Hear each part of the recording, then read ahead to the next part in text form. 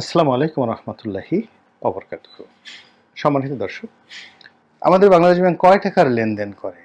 সম্রাট আওরঙ্গজেবের যে total economy, সারা পৃথিবীর যে গ্লোবাল জিডিপি ছিল তার 35% জিডিপি ভারতবর্ষ সেটি হ্যান্ডেল করত।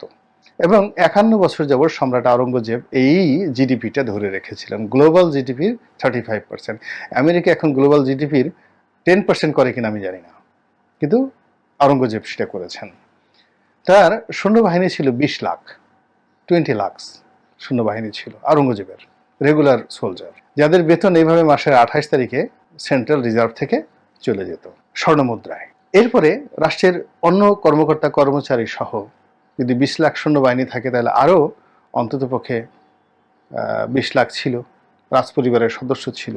সব মিলে তার 50 লাখের উপরে তার রাষ্ট্রীয় বাহিনী, কর্মকর্তা কর্মচারী ছিল। পুলিশ, তারপরে প্রতিরক্ষা বাহিনী, সীমান্তরক্ষী বাহিনী, মানে এখন রাষ্ট্রের যা অবকাঠামো রয়েছে সবই তখন ছিল, এবং সেটির পরিমাণ কম করে হলেও 50 লাখ ছিল। তো এই 50 লাখ লোকের বেতন ভাতা দেওয়া থেকে শুরু করে রাজস্ব কালেকশন 51 বছর, এবং মুঘলদের সম্রাট বাবর থেকে শুরু করে একেবারে আওরঙ্গজেব পর্যন্ত। যদি আওরঙ্গজেবের রাজত্ব ধরেন 51 বছর, আকবরের রাজত্ব 53 বছর, তারপর শাহজাহান 20 বছর, তারপর জাহাঙ্গীর 20 বছর, হুমায়ুন তার 2 দফা মিলিয়ে প্রায় 20 বছর, এরপরে বাবর 3.5 থেকে 5 বছর, সব মিলিয়ে দেখুন কত বছর হয়। এই যে গোল্ডেন এরা।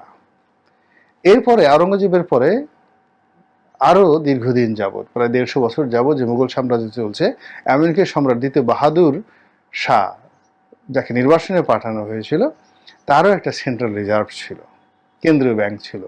সেখান থেকেও কিন্তু সিপাহী বিদ্রোহ হয়েছে, কিন্তু কখনো সেন্ট্রাল ব্যাংকের রিজার্ভ চুরি হয়নি। বাংলাদেশে পাল বংশকে পরাজিত করে সেন বংশ এলো, রিজার্ভ চুরি হয়নি, রিজার্ভের মতো ছিল।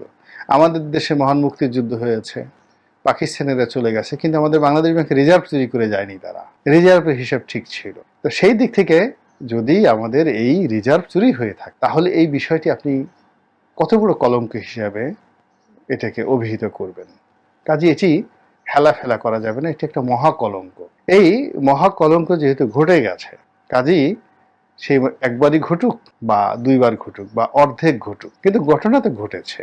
আমাদের কেন্দ্রীয় ব্যাংকের যে দুর্বলতা, এই দুর্বলতাটাকে অস্বীকার করা যাবে না। আমাদের চেয়ে অনেক ছোট দেশ রয়েছে, ভুটান আছে, ভুটানের রিজার্ভ কি চুরি হয়েছে বলেন? শ্রীলঙ্কার রিজার্ভ কি চুরি হয়েছে? কিংবা এই যে ফিলিপিন্স আমাদের টাকা চুরি করলো, তাদের রিজার্ভ কি চুরি হয়েছে?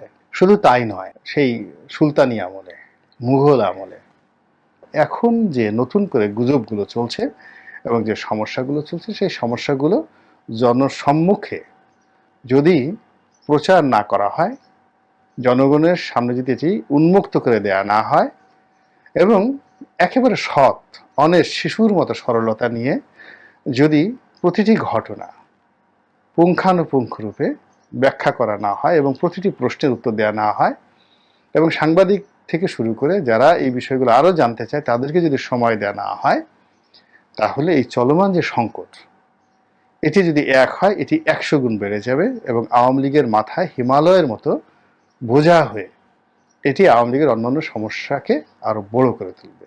আসসালামু আলাইকুম ওয়া রাহমাতুল্লাহি ওয়া বারাকাতুহু।